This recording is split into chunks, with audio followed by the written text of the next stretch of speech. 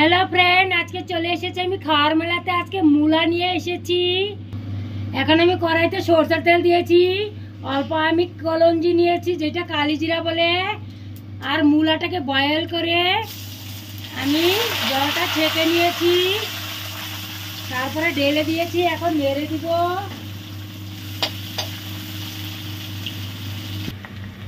মূলাটা অল্প ভাজা হয়ে গেছে। এখন আমি হাফ চামচের মতন হলুদ ঢেলেছি, একটু নেড়ে দিব। দেখো কত সুন্দর কালার হচ্ছে। এর সাথে এখন আমি পেঁয়াজ, আদা আর রসুন পিষিয়েছিলাম অল্প, সেটাতে ঢেলে দিব। মূলার মাঝখানটায় একটু নেড়ে দিব। এইভাবে মুলির একটা শুকনো রেসিপি টমেটোর দিয়ে আজকে তৈরি করব। অবশ্যই একবার ঘরে বানিয়ে খাবেন, খেয়ে দেখবেন কীরকম হচ্ছে। এর সাথে আমি 1.5 চামচের মতন লঙ্কার গুঁড়ো অ্যাড করলাম, সেটাকে একটু নেড়ে দিয়েছি। এর মাঝখানটায় আমি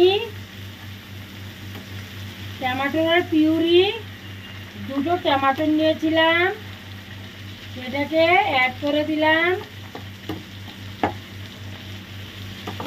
এখন ভালোভাবে নেড়ে টেড়ে দিচ্ছি। কি সুন্দর লাগছে। এখন আমি 1 চামচ নুন ঢেলেছি, আর আমি হাফ চামচ জিরা গুঁড়ো ঢেলেছি।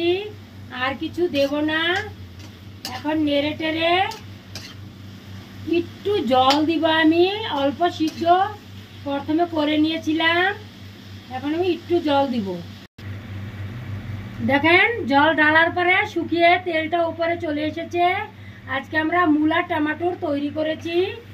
অবশ্যই একবার এইভাবে বানাবেন।